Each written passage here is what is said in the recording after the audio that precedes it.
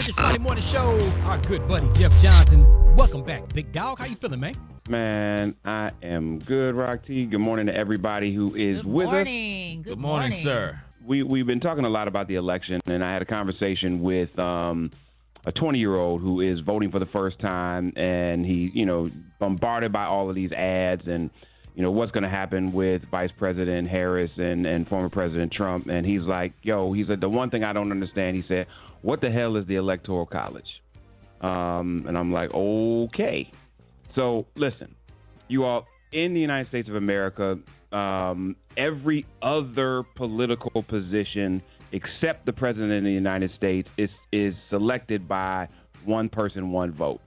So no matter what it is, no matter where it is, you cast a vote, they count those votes. Whoever gets the most votes, they win that election. President of the United States, President, Vice President of the United States is different, and it is determined by what is called the Electoral College. The Electoral College was a compromise in the Constitutional Convention in 1787. And there were those that just wanted essentially a group of elected officials, Congress, to select the president. And then there were those that wanted to create a process where the people were involved in that as well. And what came out of that was the Electoral College. So the Electoral College is a system that has a temporary group of electors.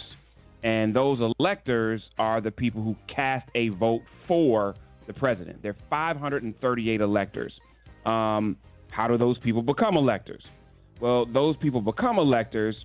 They're normally elected officials and party members in each state. The state legislature determines a process and a timeline for selecting those electors. It's Article 2 of the Constitution. And it prevents sitting senators and members of Congress from serving as electors. And in many states, electors are nominated during their party's nominating conventions, just like other candidates who appear on the ballot. So how and when do the electors cast their vote? After the election day, each state's chief election officials, which is normally the Secretary of State, prepares a certificate detailing the names of and the total number of votes cast for each elected. So what happens, you all, and I try to make this as simple as possible.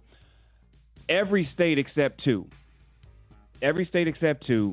if whoever is elected, whoever has the most votes in that state, the electors have to cast the vote for that person.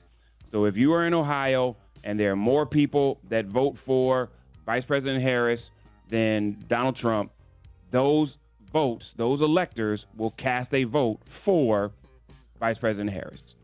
Now, there are states where you have the ability to split, and I'm not going to go too deep into that because in most cases, it don't matter for you. This is complicated for a lot of people, right? Because the reality is it doesn't feel like the people really make the decision. But I think many of you know who have followed this. There have only been, I think, 5 times where somebody has won the popular vote but not won the election.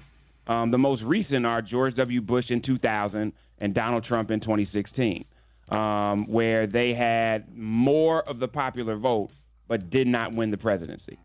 I think. What do y'all? How do y'all feel about this? Like, I think you misspoke. Huh? No, I think it's the other way around. They didn't. What did I say? Donald Trump didn't win the popular vote. He's never won the popular vote. Yeah, Hillary only Clinton won. Hillary Clinton beat him by. No. I'm sorry, you all. Thank you for correcting me there. Yeah. Yes, they did not win the popular vote. As a matter of fact, no Republican has won the popular vote other than George W. Bush and Ronald Reagan in the last 99 years. Yeah. Come on with the stats, Special K. If it wasn't for the Electoral College, we'd never have a Republican president again. That's funny. And I think that's what there are a lot of people who argue that there are only a few states that ultimately determine the president of the United States. It's very true. I don't know if Yeah, can you explain that part? So there are states that have more electoral votes.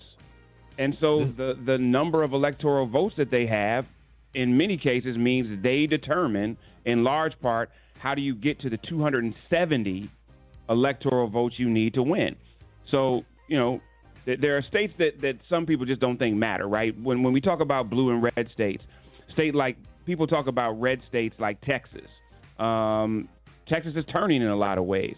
But there are certain states that people just feel like are never going to go for a Republican or never going to go for a Democrat. Yeah, California's never going to go Republican, and Mississippi's never going to go Democrat. Right. And there are states like, New Hampshire, or states like Vermont, or states like Maryland, frankly, that are almost never going to go Republican. And so they're battleground states. And those battleground states, Pennsylvania, Nevada, and they've changed over the years, right? But Pennsylvania, Nevada, North Carolina, Georgia now. Wisconsin, Michigan, Arizona. Heavy electoral votes, but they're so close that you don't know which way they're going to go. And it's a winner-take-all reality. So you don't split them. It doesn't matter if it was 50 to 50, 51% to 50%, and you split electoral college votes. It's winner-take-all in each of those states. And so, Rock, those states are really the state. When you think about the hundreds of millions of dollars that are being spent right now on the election, most of those dollars are being spent in those states: Wisconsin, Michigan, Pennsylvania, Nevada, Arizona, North Carolina, and Georgia. Man, we appreciate you, Jeff. How can people follow you to get more information?